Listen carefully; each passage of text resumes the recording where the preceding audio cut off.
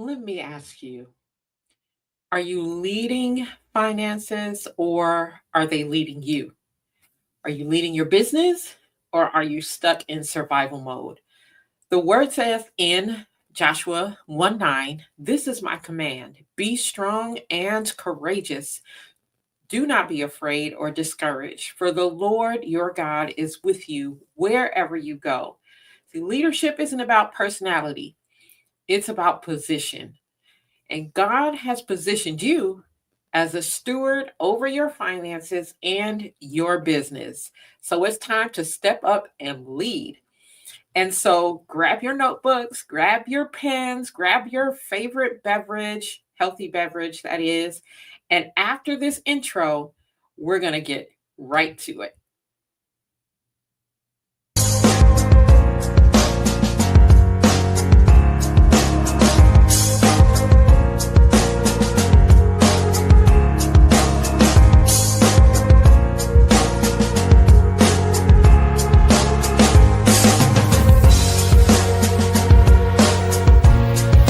Hey there, welcome saving and investing.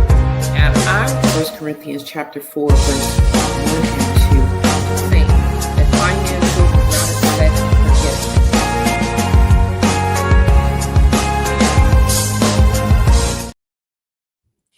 Hey there, welcome to the Radical Godly Stewardship podcast. This is where we reject the world's financial system, even religious systems, and we embrace kingdom principles for wealth, business, and life. I am your host, Lexi Johnson, and today we're talking about something that too many believers are afraid to step into, and that is leadership. Now, don't get me wrong, many may not be afraid to step into it in other areas of their lives, but when it comes to finances, yeah, many of us are a little bit afraid of doing so. All right.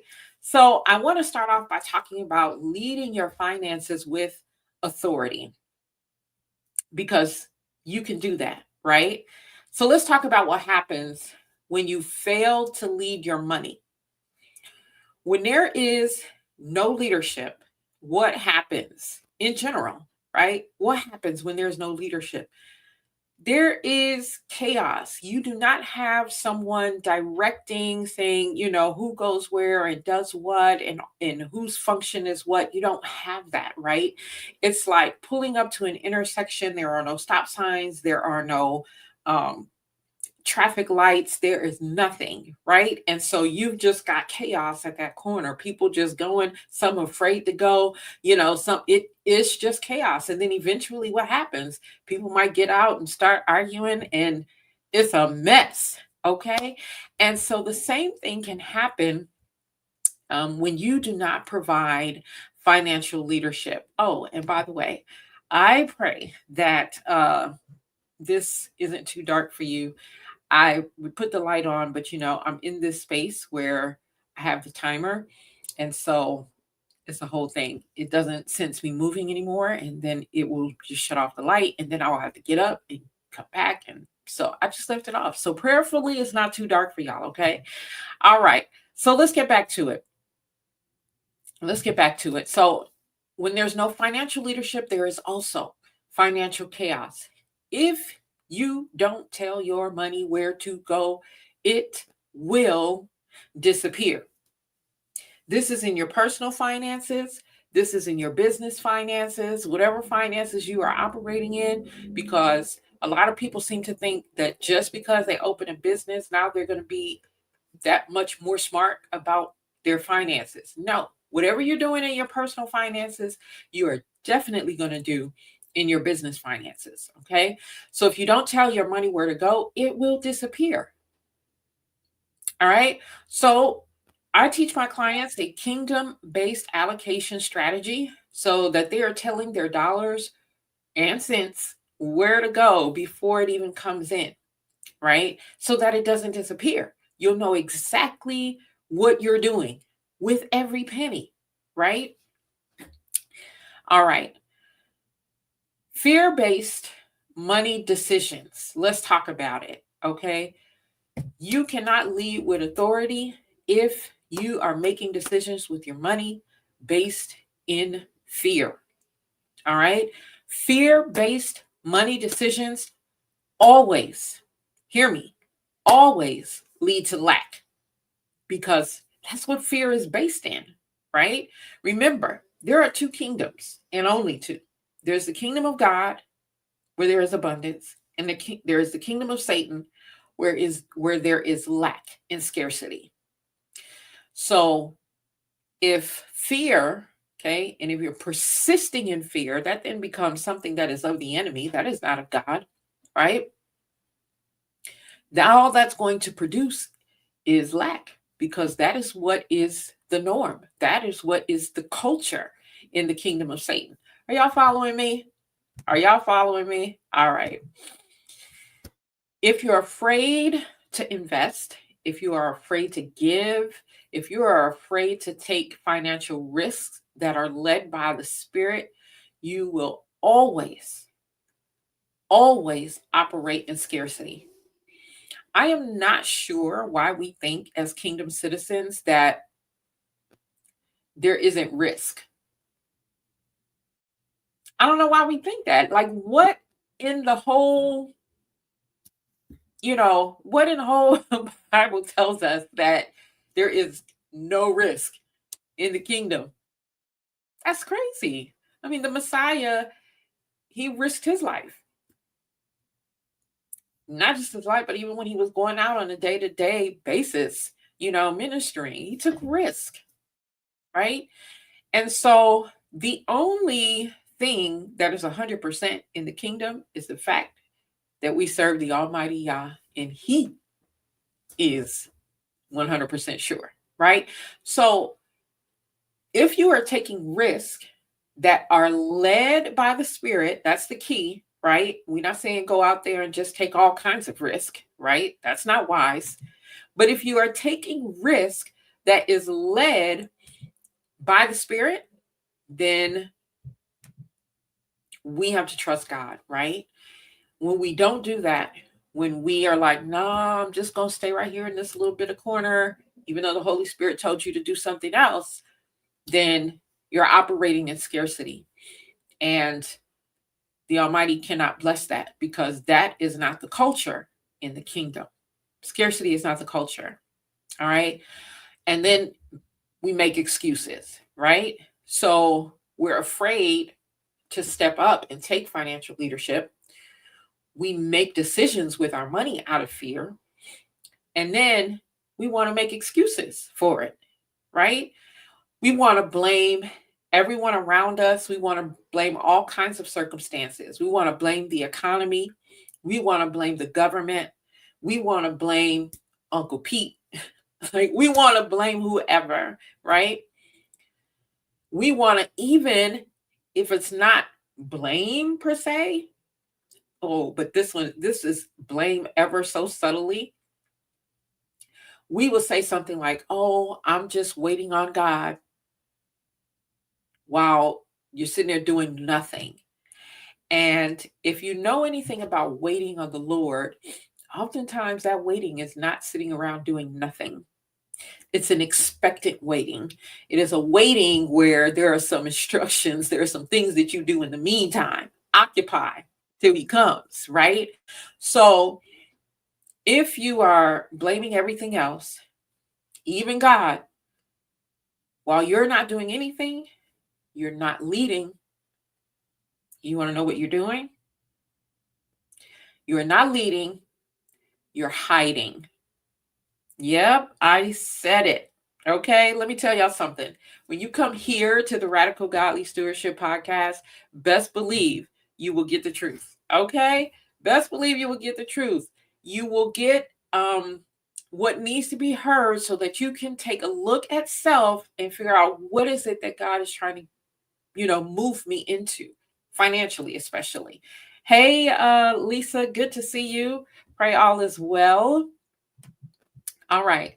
So let's talk now about leadership in business, right? How do kingdom CSOs operate? How do kingdom CSOs operate? Now, notice I didn't say CEO, and that's just me.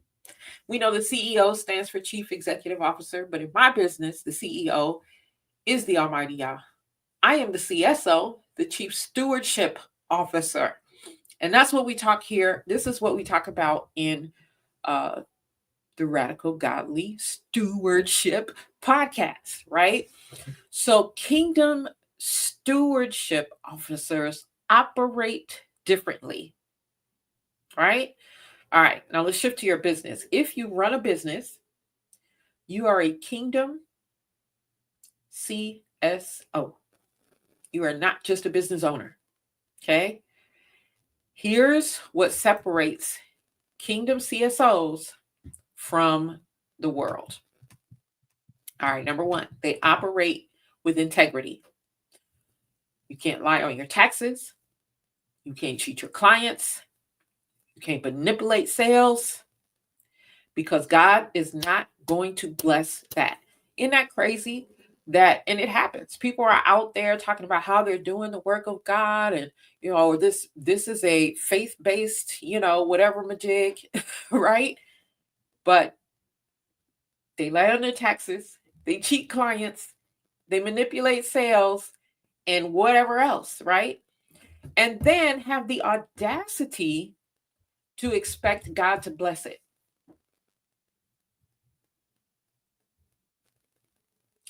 Listen, there is always a right and a wrong way to do things. The tax code is set up so that you as a business owner can benefit, right?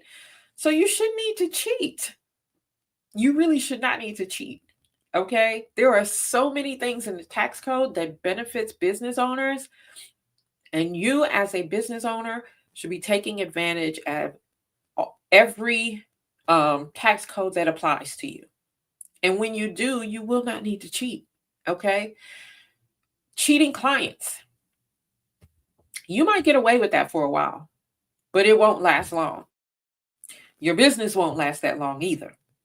Okay? Because God does not play with his. So if you say that you are one of his and you are out there cheating people, yeah, just a matter of time before the Almighty sits you down.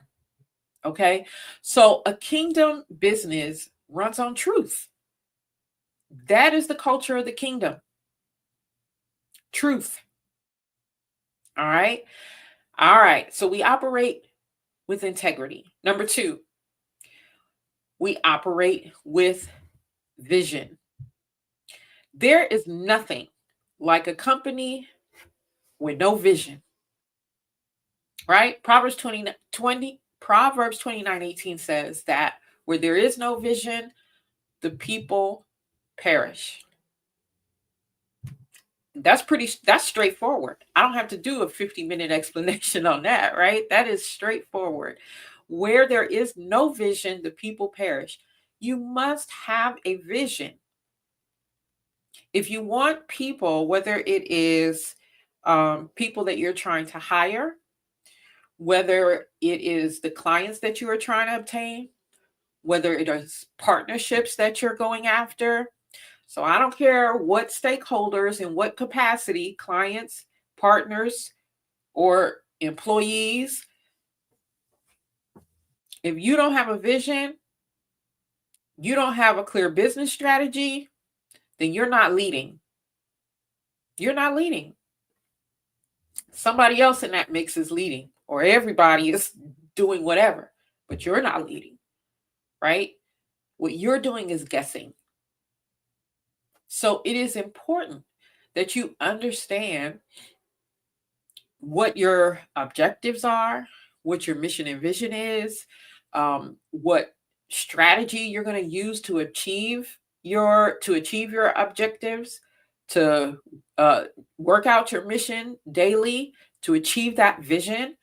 You have to know those things, because as you bring people in, whether it is the customers, the employees, or partners, they need to know where they go. They need to know how what they have to bring to the table is going to operate in all of this. And you will not know that if you do not have a clear business strategy, if you do not understand your own business model. It took the time to even write it out, right? All right. So a kingdom CSO operates with vision. All right. So we operate with integrity. We operate with vision. Now, what else? We also operate with stewardship. Duh, right? That's why you're called a chief stewardship officer. We operate with stewardship. We understand as kingdom CSOs that we don't waste resources. No, we don't waste resources. We don't ignore their numbers. We don't make emotional money decisions. We don't make decisions out of fear. We don't get riled up just because the political atmosphere is riled up or the economy is riled up, or no, that we don't get caught up in any of that. We allocate wisely, we invest in growth, and we focus on multiplication. Now, what kind of multiplication are we focused on? We are focused on the multiplication that is going to win souls, make disciples, that is going to gain ground for the kingdom of God. That's what we're here to do. Everything else is an aside. Okay? That's what we're here to do first and foremost. And there is nothing that is going on in this world that can stop that. Nothing. All right. We did a night of prayer last night. If you missed it, I am going to encourage you to go back and watch that night of prayer, the night of prayer. It was so awesome. There were about 6 or 7 of us, I believe. Anyway, doesn't matter. There were some of us on here who were giving some very encouraging words of wisdom for the times that we are in right now. And I'm not going to go and recap what was said. I need you to just go over there and to watch it. Okay. So you can watch it on my personal page, or you can watch it on Erica Etienne Women Unveiled. That's the name of the Facebook page. You can catch it there. We did it just last night, so there shouldn't be a million posts in between. You should be able to easily find the prayer meeting. We went live last night from 7 p.m. to 9 p.m., giving words of encouragement and praying, okay? Because as Kingdom CSOs, we can't get caught up in all this stuff that the media wants us to get caught up in, all right? So let me recap how we operate as Kingdom CSOs. We operate with integrity, we operate with vision, and we operate with stewardship, because none of this belongs to us anyhow. I will say that again. None of this belongs to any of us anyhow. We act like we own it, right? You ever seen someone, I know we used to talk, when I graduated college, I started working for this organization. Great organization, by the way. And we used to talk about the accounting people and say, oh my gosh, they holding on to that money like they own it. Right? Now, I don't know if you had that experience or, had something, similar where you like, oh, they act like they own it, whether it's, they're managing the money or some other part of it, right? So they act like they own it, right? But we do too. We do that. We open these businesses and we forget that it was the Almighty who gave it to us to begin with, right? So that's who we are. We're stewards. We don't own a thing. We don't own a thing. We are managing the resources that we have been given by the Almighty. That is our role. Okay. All right. So question for you. How are you leading your business? Are you managing like a Kingdom CSO, or are you just running in circles? All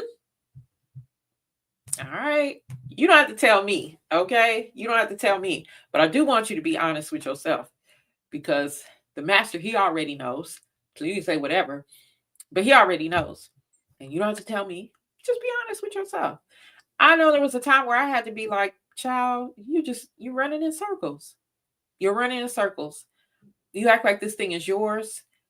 You just doing stuff that it don't even make sense, right? And so I had to tell me that. Yes, Lisa, she done put a whole circle in the chat. Right.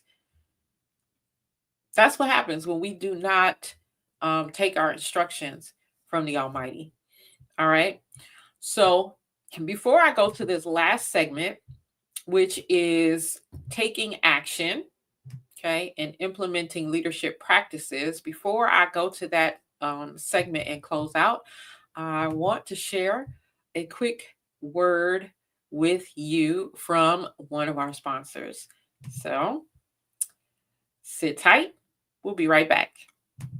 It's back and better than ever. The second annual Re-Up Experience Brunch and More Reloaded is coming to Indianapolis. Join us Saturday, March 29th, 2025 at the Gallery Event Center. Doors open at 10 a.m. and the magic starts at 10:30 a.m. This year's theme, Thrive in 2025. Rock your jeans, tees, and bling while connecting, mingling, and enjoying interactive activities and giveaways galore. Your host, the powerhouse Michelle P. Jones, multi-award-winning author, speaker, and entrepreneur, bringing her signature energy to inspire you to thrive all year long. The Pass the Mic Power Circle, featuring leaders like Billy Bird Sr., Sharon Mason, and more. Dynamic panel discussions led by top influencers, coaches, and changemakers, all moderated by Renata Dalton. No tickets are sold at the door, and sales in March 25th. So don't wait. Head to www.reupexperience.com/events-media now to grab your spot. Proudly sponsored by Ego Entertainment Network, the Gallery Event Center, and Exquisite PR Firm. This is your chance to connect, recharge, and thrive in 2025. See you there. Music, Upbeat Background by Andrei Twardowski on Pixabay.com.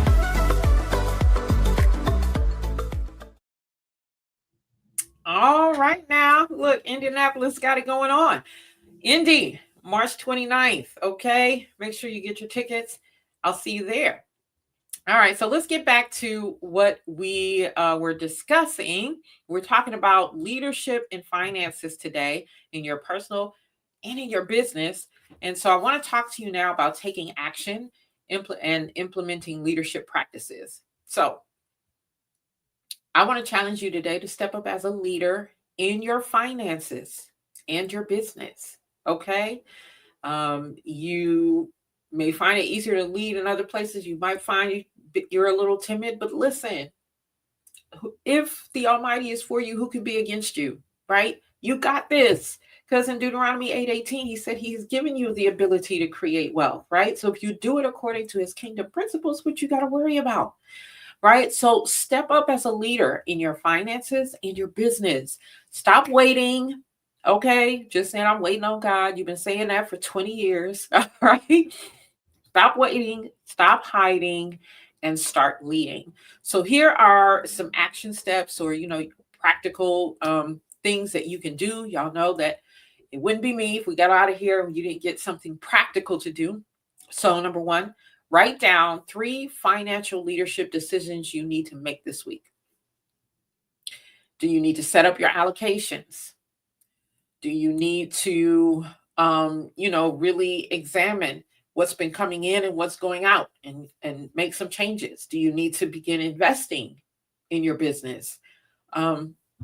Sit down, make those decisions this week. Okay. Next, define your business vision for the next 6 months. If you don't have a roadmap, you're going to stay stuck. You're going to stay going in that circle because you have nothing that you're looking forward to. Okay. And, it's like getting in a car and expecting your GPS to take you somewhere and you haven't even told it where to go. What do you want from it? Right? So don't do that because you will end up in places you never thought you would be. All right. Then I want you to pray and ask God, and do this first, do this in the middle, do this in last, do it all through. Okay. Pray and ask God for the courage to lead boldly. in your finances and in your business. See, leadership requires faith, right? It requires faith. And so pray daily for that courage. Pray daily for that faith. Because y'all know that faith is the currency of the kingdom, right? It is the currency of the kingdom. All right. So as we wrap up, I just want to remind you that each month we do a free webinar on the third Tuesdays. We just had one last week or this past week. Hope that you are able to tune into that. But if not, no worries. We've got one coming next month and you can register. The link is in the comments or in the description or in the show notes, depending on what platform you're watching this on. The next thing I want to remind you is to grab my free complimentary guide, Stop Begging God for Money. The link is also in the show notes. If you're ready to stop waiting and to start leading, then grab that guide. But let me tell you, the other reason I want you to grab that guide is because my new book is coming out next month, March 29th. Okay, Stop Begging God for Money. Start Stewarding, right? The Kingdom Guide to stewarding your finances God's way. So the guide is going to give you some great insight as to what's going to be in the book. And the book is going to take you deeper. It's going to show you step by step how to bring your finances into alignment with kingdom principles. I'm super excited about it. There are a lot of people. I wasn't expecting this, but I have been getting so many so many comments, inboxes, text messages about how ready people are for that book. So grab the guide. That'll give you a sneak peek as to what's coming. Okay. And I just want to remind you that God called you to lead, right? Stop shrinking back and start stepping forward, right? This is your time. It is your time. All right. So that's it. That is it for today's episode of Radical Godly Stewardship. If this blessed you, please share it with another kingdom woman who needs to hear it. And remember, you are not meant to be a financial slave. You are called to steward. You are called to produce. You are called to multiply. You are called to dominate. And until next time, be strong and courageous. Lead like a kingdom CSO. We'll see you next time.